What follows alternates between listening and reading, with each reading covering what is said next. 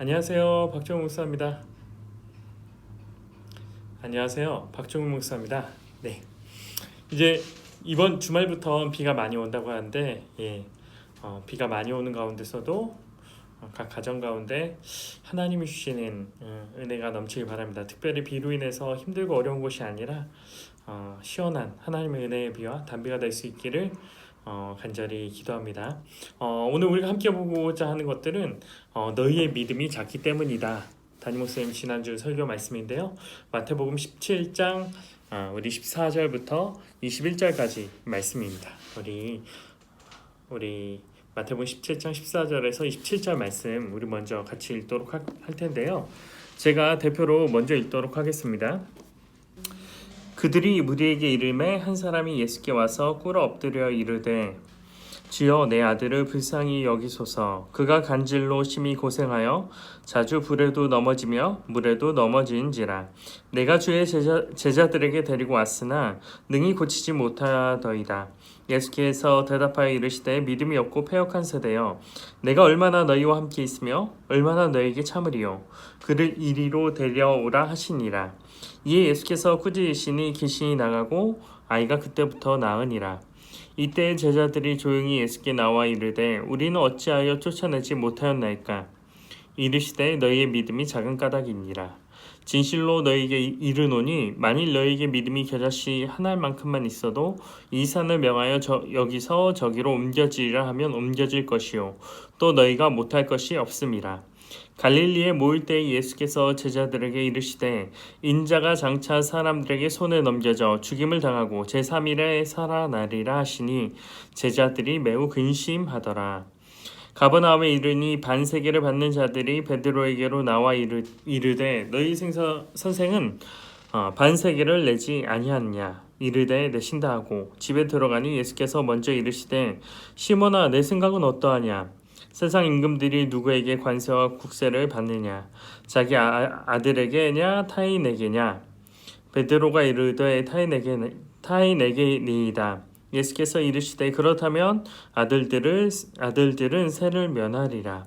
그러나 우리가 그들을 실족하지 않게 하기 위하여 내가 바다에 가서 낚시를 던져 먼저 오르는 고기를 가져 입을 열면 돈 한 세겔을 얻을 것이니 가져다가 나와 너를 위하여 주라 하시니라. 아멘. 오늘 우리가 너희의 믿음이 작기 때문이다 라는 제목으로 우리가 그 내용을 함께 살펴볼 텐데요. 사실 오늘 본문 내용을 가지고서 말할 수 있는 것들은 너무나도 많고 다양할 것입니다. 그러나 담임 목사님이 하신 그 관점과 이야기를 가지고서 우리가 좀 함께 이야기했으면 좋겠다라고 생각을 하는데요. 특별히 그 내용에서 추가로 제가 더할 부분들, 물론 이제 담임 목사님 설교가 너무나 충분하기에 탁월하기에 더할 부분이 없지만 그냥 제 생각으로 이런 것들 추가적으로 우리가 좀 더 생각해 보면 좋겠다라는 내용들을 우리가 좀 함께 우리가 살펴보도록 하겠습니다.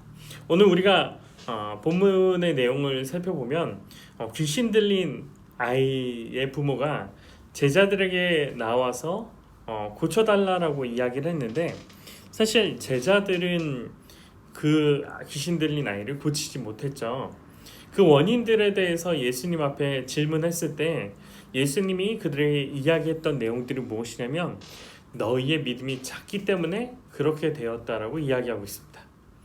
그렇다라고 하면 작은 믿음은 무엇일까요? 우리가 보통 작은 믿음이라고 개념으로 우리가 생각해 본다라고 하면은 어떤 게 작은 믿음이라고 표현할 수 있을까요? 믿음의 정도를 1에서 100까지라고 했을 때 한 10% 정도 되는 믿음?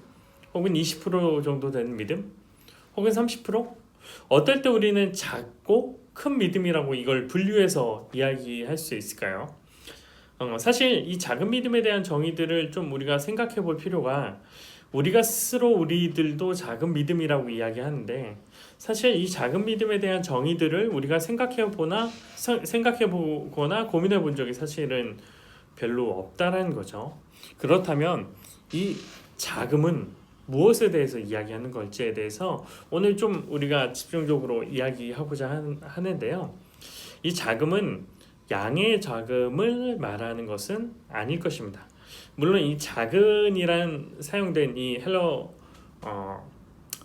단어는 사실 가산명사거든요. 우리가 영어 시간에 배웠던 것처럼 가산과 불가산이 있는데 가산 이제 셀 수 있다라는 거죠. 그래서 뭐 영어로는 riddle과 few로 나누어서 우리가 번역되기도 하긴 하지만 결국에는 어떤 셀 수 있는 어떤 작은 양의 단위를 이야기한다는 거예요. 근데 단어의 의미가 아니라 문맥상의 의미를 우리가 살펴볼 필요가 있다는 거죠. 문맥상에서 이 자금이라는 것들을 어떻게 해석하고 우리가 이해할 수 있을까요? 저는 키가 될 수 있는 것들이 20절이라고 이야기할 수 있을 것 같은데요. 20절에 보면 이런 내용이 있습니다. 이르시되 너희의 믿음이 작은 까닭이니라. 진실로 너희에게 이르노니 만일 너희에게 믿음이 겨자씨 한 알만큼만 있어도 이 산을 명하여 여기서 저기로 옮겨지라 하면 옮겨질 것이요 또 너희가 못할 것이 없으리라. 20절에 있는 내용은 본다고 하면은 작은 믿음은 아주 작은 믿음이 되겠죠. 왜냐하면 겨자씨라는 것이 우리가 전통적으로 알다시피 아주 작은 씨앗을 이야기하는데 그렇다라고 하면 예수님이 말씀하신 그 정도 양이 겨자씨보다도 더 적은 믿음을 말하는 것이 아닐 거라는 것입니다. 왜냐하면 20절에 있는 말씀에선 작은 믿음이라고 통칭될 수 있는 적은 양의 믿음, 아주 눈꽃만큼의 작은 믿음만 있다라고 하더라도 위대한 일들을 할 수 있을 거라고 이야기하고 있어요. 그런데 이 작은 믿음에 대해서 또한 20절과 더불어서 우리가 생각해 봐야 될 것들이 그 뒤에 있는 내용들인 거죠. 하나님의 성전세 이야기들을 우리가 좀 이해해 볼 수 있었으면 좋겠어요. 그런데 그 전에 앞서서 22절과 23절 말씀은 우리가 머릿속에 항상 기억해야 된다는 거예요. 22절과 23절에 보면 예수님께서 이 땅 가운데 하실 일이 무엇인지 죽임을 당하고 제3일에 살아날 것들을 말했을 때 제자들의 반응이 어땠나요? 23절에 보면 매우 근심하고 있다라고 이야기하고 있어요. 그리고 이어서 성전세에 관한 이야기 24절과 27절 말씀이 나온다는 것입니다. 24절과 27절의 말씀의 핵심이 무엇인가요? 결국 예수님은 이 땅 가운데 오신 하나님의 아들이라는 거죠. 그렇다라고 하면 이 작은 믿음에 대해서 우리가 어떤 정도나 수치적인 많고 적음을 이야기하는 것이 아니라 누군가를 향한 정확한 방향성과 그 다음에 나의 선입관이 아닌 하나님을 믿는 믿음이 얼마만큼 하나님의 가치와 하나님의 기준으로 바로 세워졌는지에 대한 그 내용을 이야기한다라고 말할 수 있겠죠. 왜 이들이 결국 귀신 들린 그 아이를 쫓아내지 못했던 이유는 이들이 믿음의 어떤 많고 적음의 문제를 예수님께서 말하고 있는 것들이 아니라 이들이 예수님이 어떤 존재인지에 대해서 그리고 예수님이 하시고자 하는 일이 무엇인지에 대해서 정확하고 명확하게 이해하지 못했다는 거죠. 그들의 선입견 때문에. 그렇다라고 하면 우리의 삶으로 돌아가서 우리도 생각해 볼 필요가 있다는 거죠. 우리가 믿음이 작아서 못한 일들, 우리가 종종 이런 말들을 할 때가 많이 있잖아요. 우리에게 주어진 어떤 일들을 믿음으로 잘 해결하지 못했을 때 혹은 어떤 일들이 우리의 생각과 다르게 흘러가지 못했을 때 믿음이 작아서 이 일을 하나님의 뜻대로 하지 못했다라고 이야기하는 것들이 뭔가 하나님을 의지하는 어떤 내 믿음의 정도를 이야기하는 것이 아니라 하나님이 어떤 존재인지에 대해서 우리가 받아들이는 문제로 이해할 수도 있다는 것입니다. 결국 우리가 이 믿음의 문제를 이야기할 때 하나님을 향한 신뢰의 문제를 이야기하는데 결국 신뢰의 문제는 하나님이, 예수님이 어떤 존재인지에 대한 우리의 확신과 우리의 개념에 관한 이야기와 연결되어질 수 있다는 거죠. 결국 그렇다라고 하면은 우리의 삶에 있어서 이 믿음의 문제는 예수님을 어떻게 믿고 우리의 삶 가운데 그 믿음으로 어떻게 살아가는지에 대한 그 삶의 태도의 문제와 연결되어질 수밖에 없다는 것입니다. 우리의 선입견과 우리의 생각을 버려버리고 하나님의 자녀로, 예수님의 자녀로 우리의 삶을 새롭게 조망하고 생각하는 그런 어떤 태도들과 모습들을 우리가 이해하고 또한 받아들이는 문제와 연결되어질 수 있다는 거죠. 또한 더불어서 우리가 살펴보고자 하는 것들은 이 자금에 대한 문제입니다. 이 자금이란 사용됐던 단어가 이 자금이 우리에게 어떤 일들을 이룩할지에 대한 기대와 소망이 또한 우리에게 있다는 거죠. 비록 우리에게 이 작은 믿음이 있지만 예수님을 따라 살아가면 20절에 나와 있는 것처럼 겨자씨만한 믿음이 이 산을 옮길 만한 놀라운 은혜로 바꾸어 주신다는 거예요. 결국 제자들의 지금의 상태는 형편없고 예수님 향한 그 믿음들이 없지만 예수님께서 이들을 사용하셔서 산을 옮길 만한 믿음을 허락해 주신다는 거죠. 이와 비슷하게 사용된 단어가 사실은 마태복음에 또 한 번 나오는데요. 사실 칠병이어 사건 때 그 내용이 나와요. 우리가 7개, 떡 7개와 생선 2마리라고 표현되어져 있는데 사실 영어 성경을 보면은 few small fish라고 돼 있어요. 작은 생선 몇 마리 라고 표현되어져 있는데 사실 오늘 사용되어진 작은의 단어와 동일하게 사용된 단어입니다. 결국 이 말은 무엇인가요?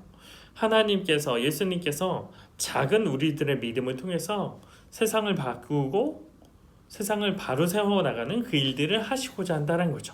결국 우리에게 어떤 믿음, 예수님에 대한 그 연약하고 부족하지만 예수님을 바르게 이해하고 우리가 예수님의 말씀대로 살아가는 그 삶의 과정들을 통해서 예수님께서는 작은 믿음을 가진 우리들을 변화시켜서 하나님의 큰 일들을 이룩하신다는 것들을 오늘 본문 가운데 담고 있다라고 저는 생각하고 있습니다.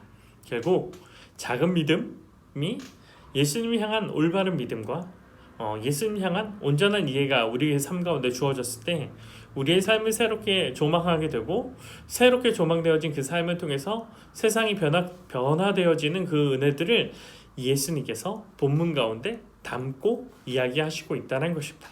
그런 관점에서 우리가 본문의 내용들을 조금 폭넓게 이해했으면 좋겠고요. 그리고 두 가지 질문이 제가 추가적으로 담겨져 있는데 첫 번째가 나의 믿음을 1점에서 10점까지 점수로 표현한다면 몇 점을 줄 수 있을까요? 그 이유는 무엇인가요? 내 삶의 사례들을 함께 이야기해 주세요. 삶의 다양한 영역에서 믿음의 이야기도 함께 나누어 주세요.